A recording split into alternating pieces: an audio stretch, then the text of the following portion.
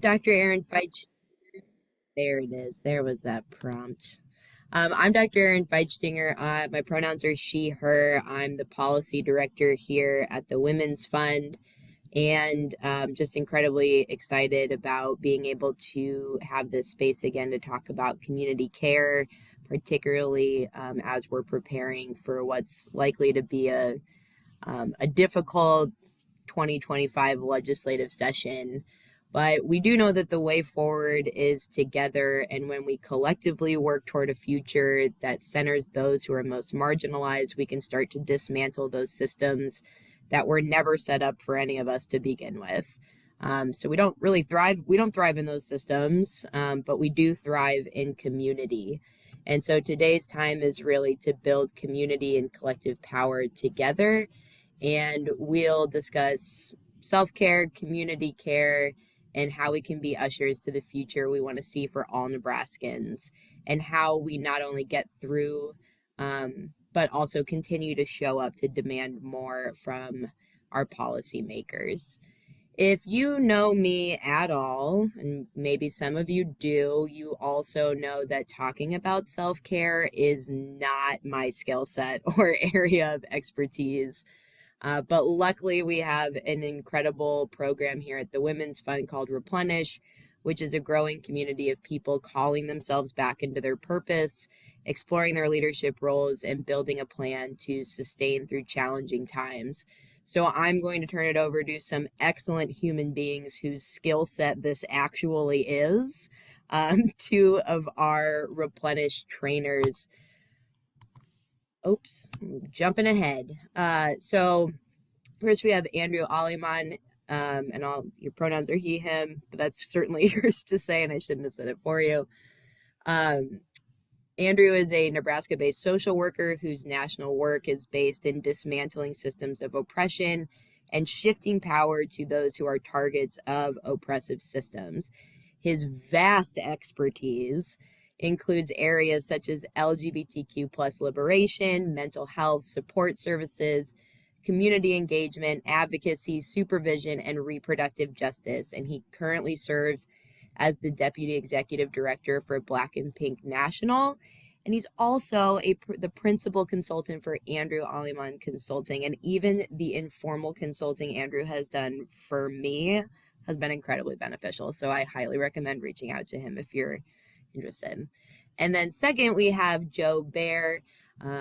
She's a fifth generation Nebraskan who's passionate about helping people and organizations thrive as they work for social change.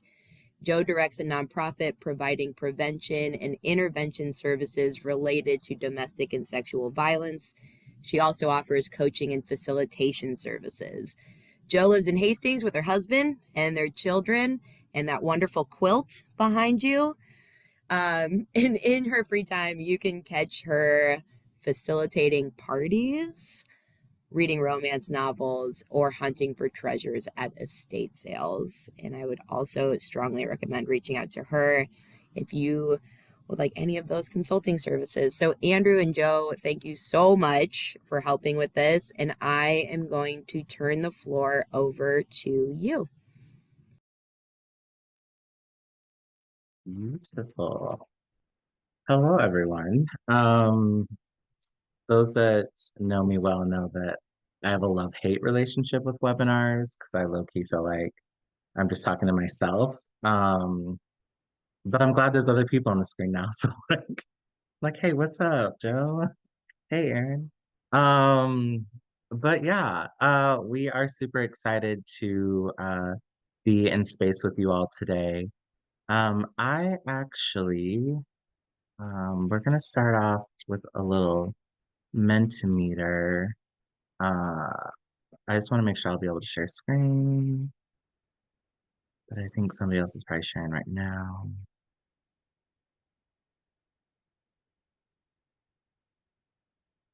Let's try this. Okay. I actually, oh my gosh, this, you know, that little bar is at the top, and you're like, "Ah." Now you see all our notes, you know what's gonna happen. Okay, we're gonna start with the little Mentimeter, which if you all have never done these before, There is a little bar, or there's the at the top it says join mentimeter.com, and then you can utilize that code, um, or you can scan with your phone in the top right. And the question, I don't know if you all can see it. I have stuff all over my screen blocking it, but it says feelings going into this next session. So as we think about entering into this next session of 2025, we really thought that it would be a great time to just name it. There can be power in just naming where we are, naming how we're feeling, naming what's coming up for us. Um, there's power in naming our fears and uncertainties. And so we really wanted to start today's session with, or today's conversation with really just naming where everybody is. So we'll give another few seconds for people to kind of just throw in your words. Again, if you've never seen one of these before, the more that a word is used, the larger it will get, or the more bolded it will get. And so um, hopefully you can kind of see on the screen currently the spaces where people are, what they're feeling, what emotions are coming up. It looks like anxious is getting a lot, worried, overwhelmed. I do see a lot of chats. I don't know if there's something going on in the chats that I need to be aware about. Somebody would just let me know. So it looks like anxious, rage, fear are some of the biggest ones coming up. I love that somebody said yikes. That's very my style as well. Um, Curious, worry. I see some passion, kick ass, overwhelmed, sad. A couple more seconds before I take this off the screen. Exhausted, weeks, feeling some dread and disgust. A lot of people, or multiple people sharing overwhelmed. Okay, I am going to stop sharing this. Um, so as I mentioned, there can be power in just naming um, what is coming up for us and where we're headed. And for today's conversation, we really felt like in order for us to create strong community connections and community care, we really have to think about how are we caring for ourselves? What does that look like? What does that entail? And so throughout today, we will have a few different things that we are going to navigate in regards to caring for ourselves. And what does that look like? And the things that will be sharing today, we really we wanted to make sure we shared stuff that you all could also share with other people. So part of community care is really sharing knowledge, understanding that we all can learn from each other, we all can heal together, we all can be angry together. All of those things can happen at one time. And so that also means that it's our responsibility as a community to share the tools and resources that we have access to with each other. And so that is one of our asks today is that as we go through today, you're really thinking about how can I utilize these things for myself, but also how can I utilize these things as a form of community care and ensuring that others have access to these same tools, same resources, and same conversations. Um, Joe, is there anything else along the naming it that you are feeling moved that you would like to share or say? Oh, I just think it's so important that we name and allow ourselves to feel, even if just for a brief period of time, all of the things. I have seen in myself and the people around me this either urge to numb, the kind of white lady panic, um, or the just intense action mode. I'm not going to feel anything. I'm going to just figure it out. And we need to be moving not just from our heads, but also like in our bodies. And so I love that that's how we started today. Yes. I guess I wasn't planning on it, but I guess I could also, and Joe, I'll leave it up to you, but can name how I'm feeling going in. I think that as I think about what's ahead of us, I feel the complexity of um, disappointment and like fear for those most impacted and those that are already lacking resources. Um, and at the same time, feeling really, I think the pissed offness brings a sense of like, um,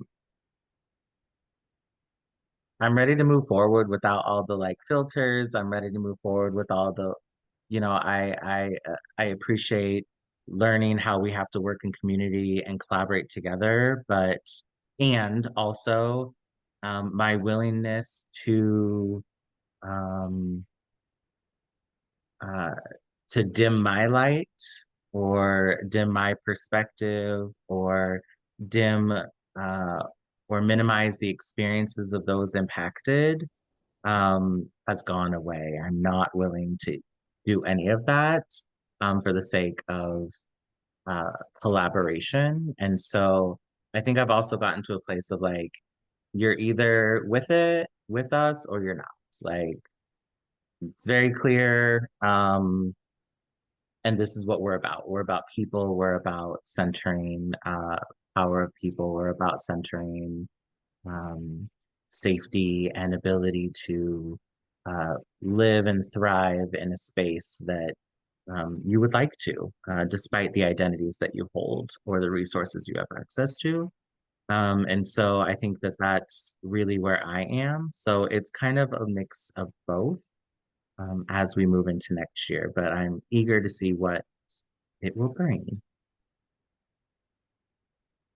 Yes, one of the things that came to me as you were sharing was a recent conversation with a friend where she said, all of the surface stuff is gonna kind of go away in these next years, and we're gonna be dealing on a level of what's real, and there's something really powerful in that. I would say as so many people felt that numbness, but then also am working to remember that we don't actually know what's going to happen. We can make guesses, but it hasn't happened yet. And so that means that we get to be part of shaping whatever does happen. And that's a space of hope and of power rather than despair. Yeah, and I noticed in the comments, somebody shared to just the panelists and hosts, which I think is so true and powerful. That is, seems like a lot of us have been going through all the stages of grief. Mhm. And so I think just a reminder to ourselves that the stages of grief don't happen in a specific order. They don't happen in a way that is convenient to us. Grief is not convenient, and so it will not feel convenient. Um, and there's power in allowing ourselves to uh, go through our feelings, emotions, and as a way of getting to the other side, as a way of finding out what's next. And we are hoping that today will help provide some resources and support as we navigate that. So, the next thing that we will move on to is really a conversation of like intention of building mindfulness practices and rituals. And, Joe and I had some conversations of just, we were chatting about what are the things that like we do when we're in these moments, like what are our rituals? I think Joe actually asked, like, do you have any rituals? And so we got into a whole conversation about it, and we're like, let's hear. That would actually be a really great opportunity. And so, I think what's important about having some sort of ritual or mindfulness practice is that you always have something to go back to. People have probably heard me say many times, it's important for us to have several different tools within our toolbox. And so sometimes something will work, sometimes it won't work. And so I just encourage folks to, uh, if you hear something that you like today, maybe that's something you can try out and it can be a tool in your toolbox so that you have several different things that you can try when you're in moments of distress, uncertainty, or any of the emotions that we've talked about today. Um, I'm going to pop in the chat here. A link, but Joe, I think, is going to start us off with what are some of her rituals and practices. I'm going to put a link in the chat that uh, talks about some other options that you could consider or think about as some quick little grounding or mindfulness practices. And also, while we're sharing, if you all would like, we invite you in the chat to share what are some of your grounding or mindfulness practices or rituals. We would love to see some of those as well. So, Joe, I'll turn it over to you. So I try to incorporate things throughout my day that help just set a moment of intention, clarity. For me, it really helps if I connect that to something that I'm already doing. And so, one of the first things that I started doing that was really powerful for me is every morning when I make my coffee, then I stir clockwise or stir counterclockwise and think or articulate all of the things that I want to let go of. I want this out of my life. And then I stir clockwise and think of like the things I want to take in, who I want to be, how I want to show up in this day, in this world. And then as I drink my coffee, which I'm gonna do every day, then I imagine like I'm taking those things in. It adds zero time to my day, but it's a really grounding ritual for me. Another ritual that I do is I got some fancy oil, smells really good. And in the morning after I brush my teeth, I put some on and I say, I call all of my power back to me now. I am whole and complete. Every trigger is my power asking to be called back. And it's just that tiny reminder at the beginning of the day of the power that I hold and that's how I'm going to enter the day. Also breathing techniques, especially like box breathing, or I often use triangle breathing, are really helpful to me. That's something I've had to practice a lot in times of not crisis so that I remember to actually use it when the crisis comes. What are your rituals, Andrew?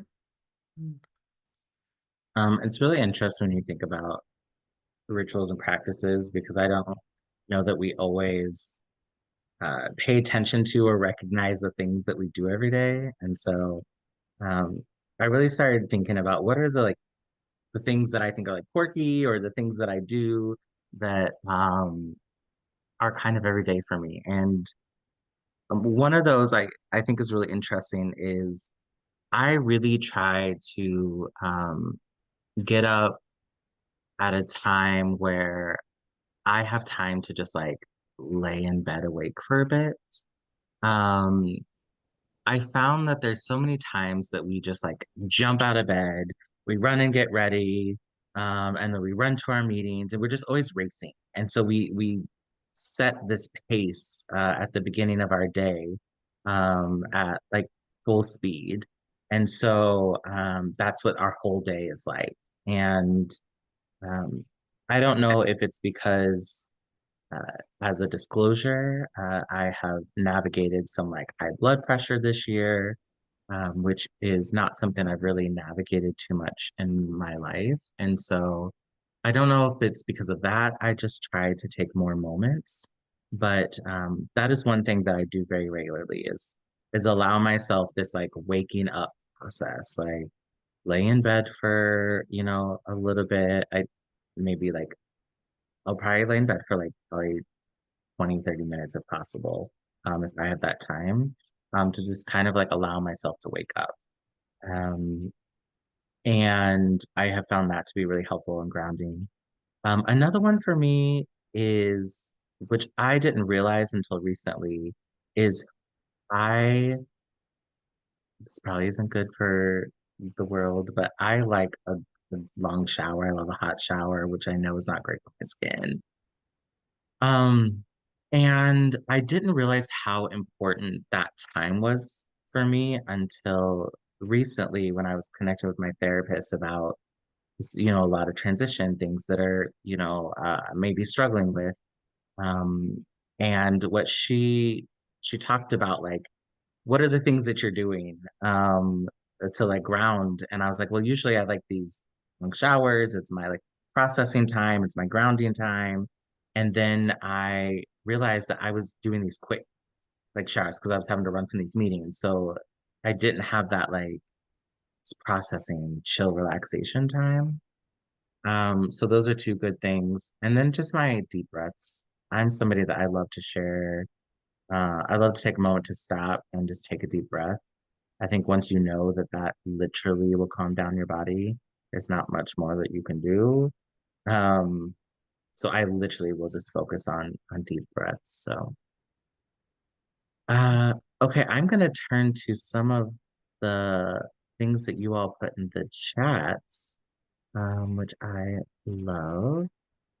I think before I put the question, Aaron talked about waking up early, with something creative and not work related for at least a few minutes in the morning. I love that. Joe, you also talked about call of all the power back to me now. So you shared the things in the chat that you had.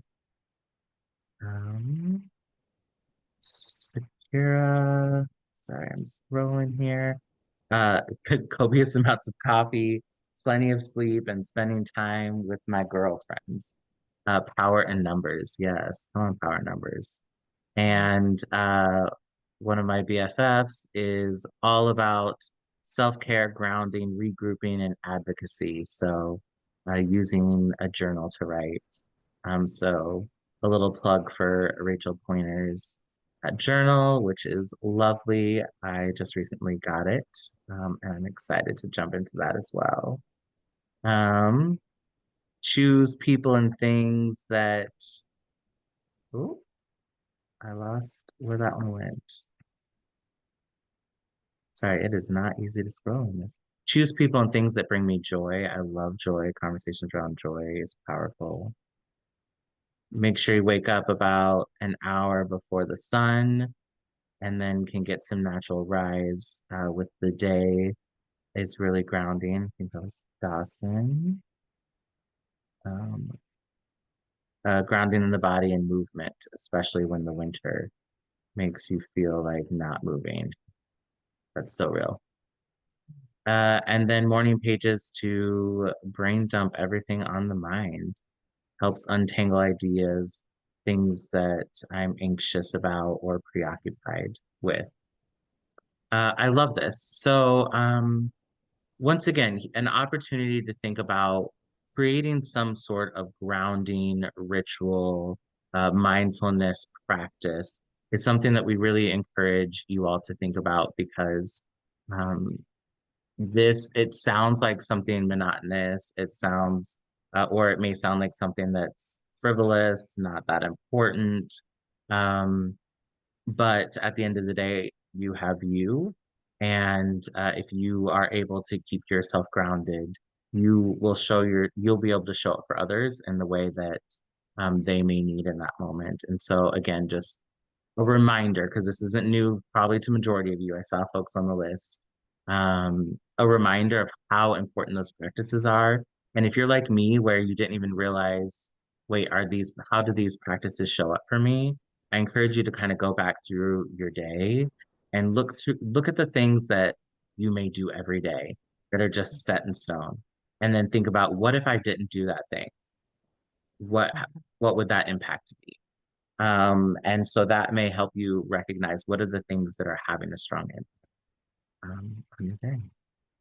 And then even looking in the reverse, often if I start feeling just really bad and it's maybe unclear why, or just seems like everything, if I start looking back, I'm like, oh, I have not actually taken that long shower or taking the time to do my rituals. And it is really impacting how I'm able to show up in this moment.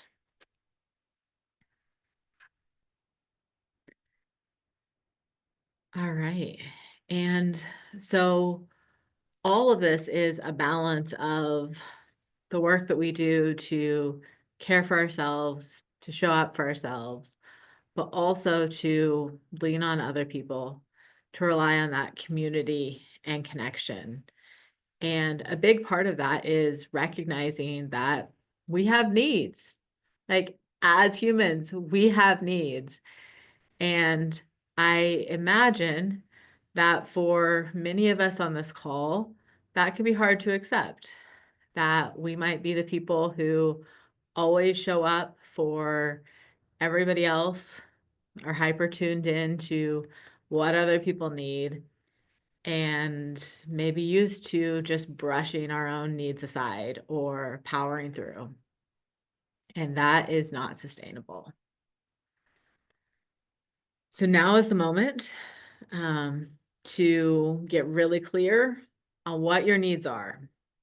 Even if your needs can't be met in the moment, just acknowledging that you as a human have those needs is powerful in and of itself. This fly is really, really bothering me, so I'm sorry. So think about, what are the things that are going to sustain you through this season? Where are you going to find joy, even for a moment? Can you make a plan for that? Can you put it on your calendar? Because your calendar is going to fill up. And if you haven't calendared those moments of joy, those moments of self-care, and then committed to sticking with them, something else is going to fill that space. Who are the people who are going to sustain you? Who's going to hold you accountable for the way you show up, both for yourself and for other people? Like, who's going to call you out on your bullshit? Or take your call late at night when you need somebody to talk to? And do they know that they're that person for you? Have you checked in with them about like their capacity and the reciprocity in your relationship?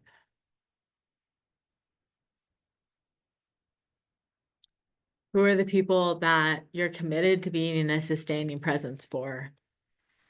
And that can't be everybody. So who are the ones that you will be there for? One tool that I really like is called a care and support list. Thank you, Andrew, for dropping it in the chat. If you're able, please go ahead and open that. Initially, the document can look a little confusing or overwhelming, but basically, there's an explanation And then there's a section, here's what sustains me in in times of care and support. And then there's the broader context of how this document was developed. This is the actual care and support list for a creative and teacher named Jade T. Perry. I encourage you to look them up. Links to all of their stuff is in the document, but they are a disabled activist and created this document to help people know how to show up for them in effective ways. And I love it as an example of naming our needs and giving our community concrete ways to show up for us. So I want to encourage you to save a copy of this document. So in Google, you're going to click File and then Make a Copy. And you're going to save the copy because you can't actually edit this document. You've got to save your copy if you want to have it. And then you're going to send a tip to Jade T. Perry in appreciation of their work. And that link is in the document, but I also dropped it in the chat. And create your own document of the ways that people could show up for you, especially like in this season when you are overwhelmed and working so many hours, and there are people who want to help. But so often when we're overwhelmed, even beginning to name the ways that somebody could help, it's just more labor and we can't do it. But if you've done the work ahead of time to create something like this, then you can send them a link and say, here you go. Here are the ways that you can help. Here are the ways that you can show up for me. So if you would put in the chat now what you could ask for on your care and support list.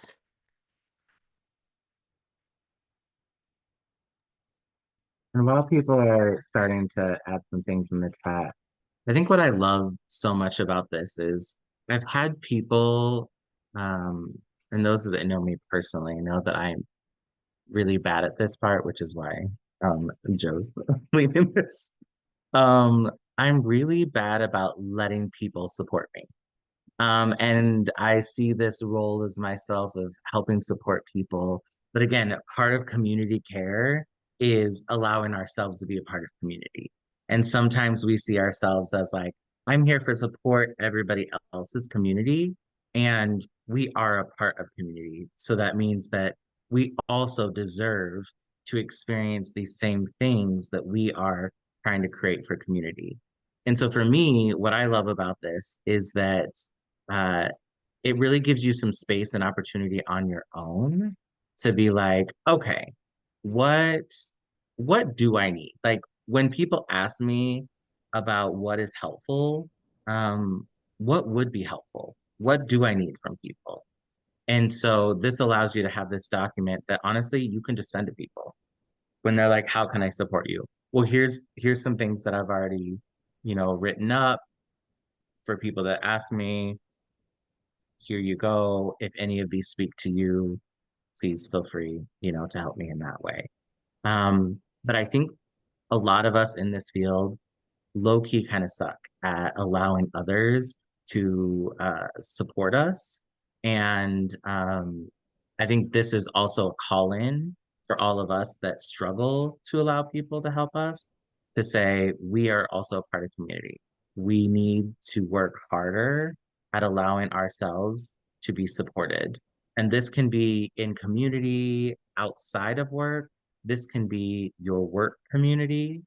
Um, I learned as a supervisor, one of the things that I struggled with is taking on more stuff so that my staff had opportunities to take some time off or to take some breaks. And I wasn't taking as many of those opportunities. to break or rest because I wanted them to be able to have those. And they really struggled to like actually keep their days off. Like, because for me, I'm like, a day off is a day off. It's not I have the day off, but I'm going to do this one meeting or do this one errand. I'm like, no, a day off is a day off. But what ended up happening is I started asking feedback of like, why are y'all not taking this time? And it became very clear that they were comparing themselves to me. We want to be able, we see how hard you work.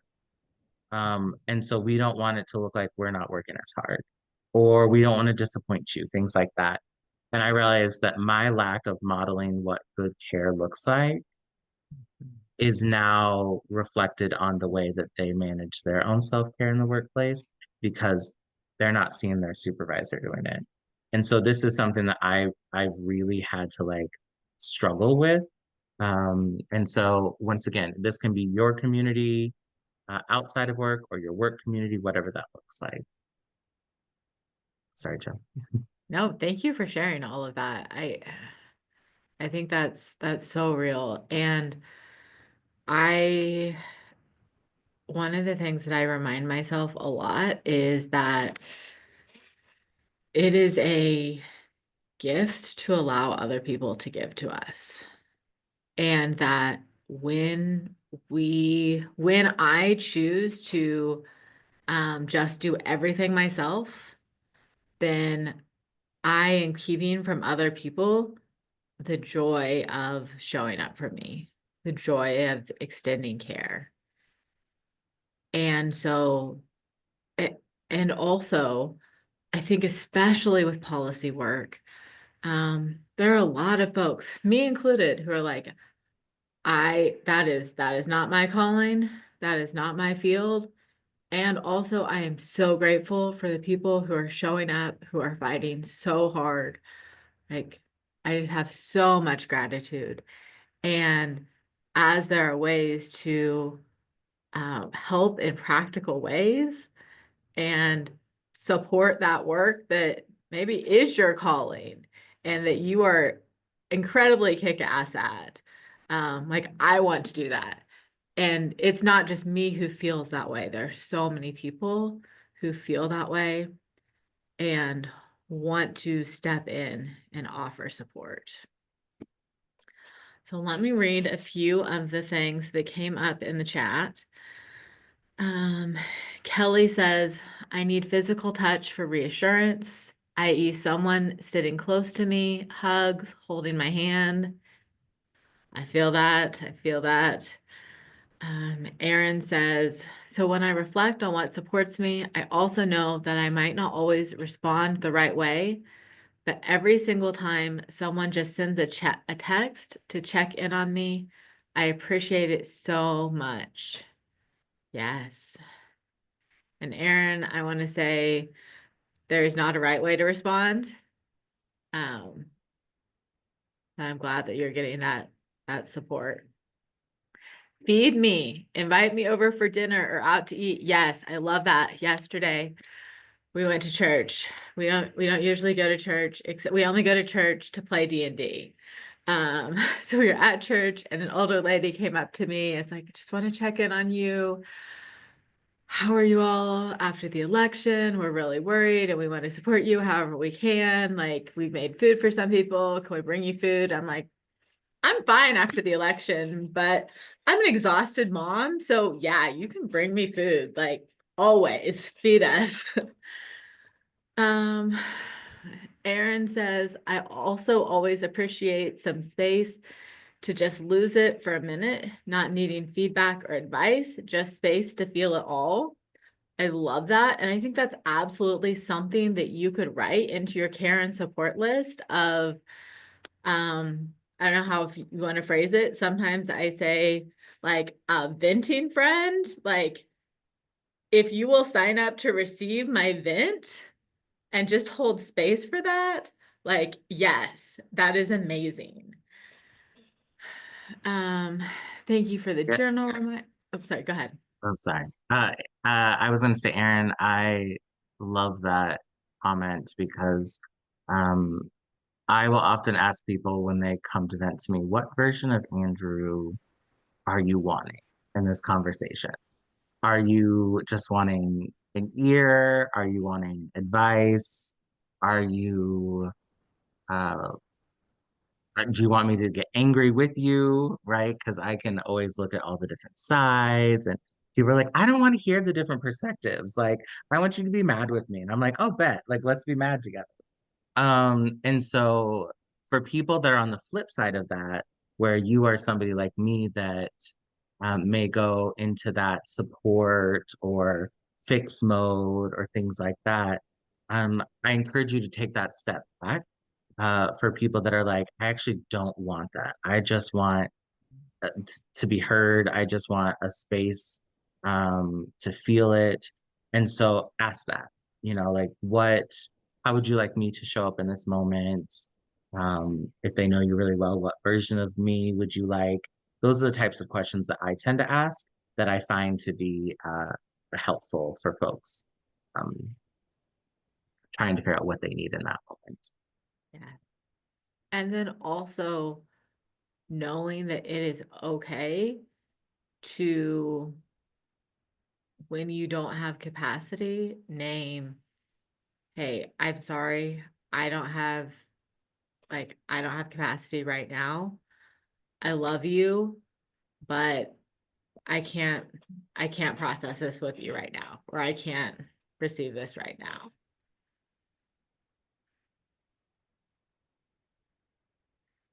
So I guess first, before I add a couple of the notes, I'm curious of folks that are on, um, in the chat or something.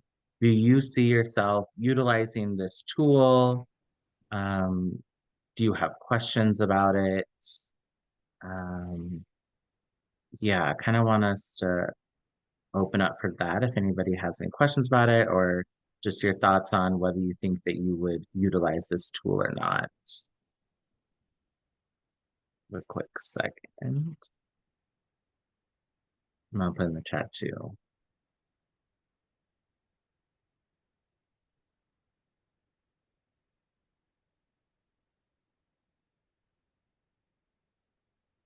While those answers are coming in, Kelly said, make me laugh. Yes, I love that. I feel like there's like a ministry of memes, or of quality TikToks. Yes, sometimes that is the best love and support. Um, okay. I see. I'm grateful. Um, Go ahead, Andrew. okay. I was just say in the theme of talking about community care, and kind of you brought up accountability, and it made me think of how we show up sometimes when we don't hold the identities of um, the issue or the person that's most impacted. And whether that is a policy issue that is impacting LGBTQ youth, and you may not identify as LGBTQ or don't have, a child that's LGBTQ, but you're passionate about the issue, or issues that are impacting, um, Black women in the workplace, or reproductive justice, or different things like that. If you're somebody that doesn't hold the identity, sometimes we show up in a way of I'm angry and I'm mad, and that feeling overshadows the feelings or the things that those most impacted are saying.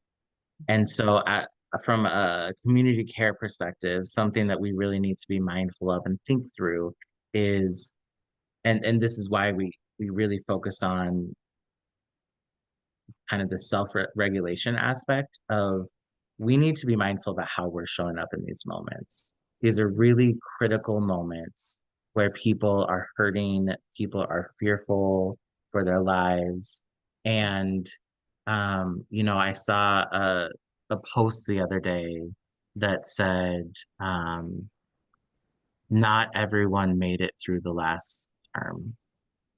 And I felt like that was so powerful because I have heard, a lot of people, and I've even said in some spaces, some moments of, we got through a Trump presidency once before. And there are a lot of people that are fearful for their lives, fearful for their safety, fearful for their children, fearful for their futures. And so sometimes those comments and statements can feel dismissive or as if they're not being heard. And so in our process of centering those that are most impacted, really being mindful of if we're centering them, how much uh, space are they being given? Are our feelings and our reactions taking up the most space? Because then that's not in alignment with what we're saying that we want to see, centering those individuals. And so this is just kind of that reminder or call in for us all to figure out what we need to manage our own feelings, our own reactions, so that we can adequately show up in the way that we need to in our spaces. And that looks different for everybody. There's a few people in here that are direct service folks. There's a number of folks that work behind the scenes, policy stuff.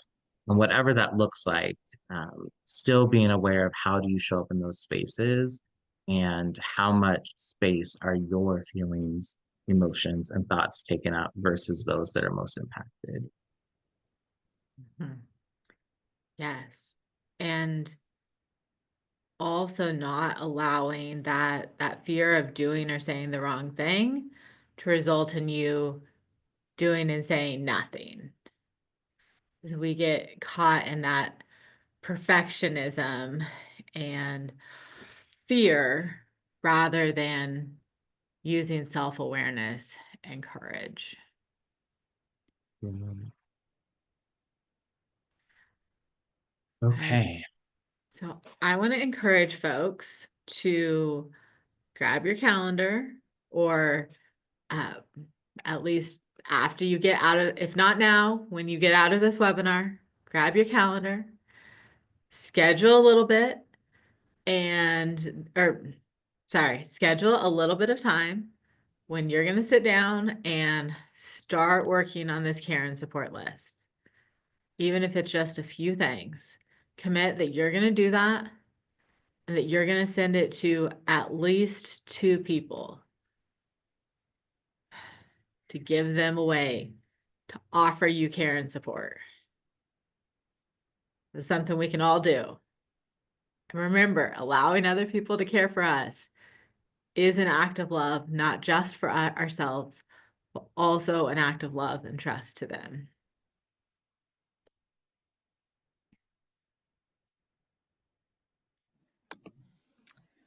Well, I really needed that reminder, Joe. I feel like there's a lot of people in my life around me who are like, tell me how I can support you. And I'm always like, I'm fine, I'm fine, I'm fine. And that's in reflecting on what 2025 legislative session is going to look like trying to be more intentional about making sure that there are folks around me who I can lean on and that so that I can also be a better support for other people and give that gift to others. So I really appreciate both of you taking the time to spend this with us, spend this time with us.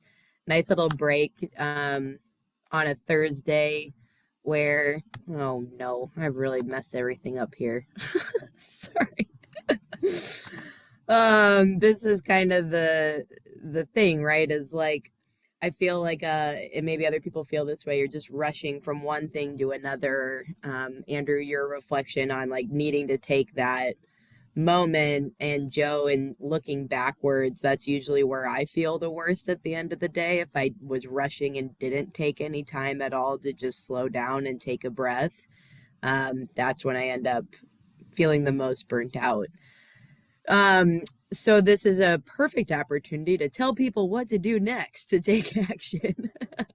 First of all, take that time that Joe suggested and that Andrew and Joe have both provided us here to like ground yourself, to come up with those rituals, and then when you're ready to take the next step into action, Couple things that you can do right now. We have our next Power Hour on December 10th. That's going to be the legislative preview. So hopefully you really do have your mindfulness and grounding rituals in place by then, because I will try my best to keep it upbeat in the way that I can. But we know that 2025 is going to have challenges, but we also know the playbook. We've done hard things before. We've defeated really bad stuff in legislative sessions just through collectively taking care of each other and relying on each other. And we can also, because of that, we can anticipate the work ahead to an extent. So there's a little bit of comfort, at least for me, in knowing that we've done hard things and we can do it again.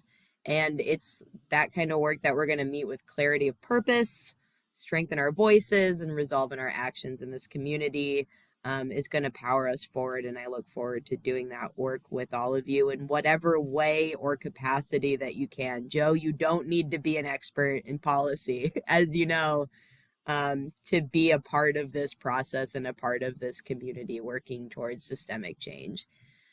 So if you haven't registered yet, that next Power Hour is on December 10th. You can also sign up to receive all of our policy update emails and action alerts, and you can mute those as necessary to take care of yourself. I know sometimes people are like, I just can't listen to one more. I can't be asked to do one more thing or need to take that space. And I fully understand that when folks get those emails. So you can also contact me with any questions at all about the legislative process, about how to get engaged in policy. When I think about the parts of this work that bring me the most joy, helping people access information about the legislature, about policy, so that they can use their own voices in whatever way they need to or want to, that's what brings me joy. That's one way you all can support me, is if you have a question, please ask it. And you can also donate. We're a nonprofit, so we got to put that at the end, right? Supporting the work. I do that, and follow us on social media for however long those last would be helpful as well. And then just at the end, I'm going to put back up Andrew and Joe's contact information if you want to take that down. They're both wonderful human beings. And then, of course, there's more information about our Replenish trainings generally.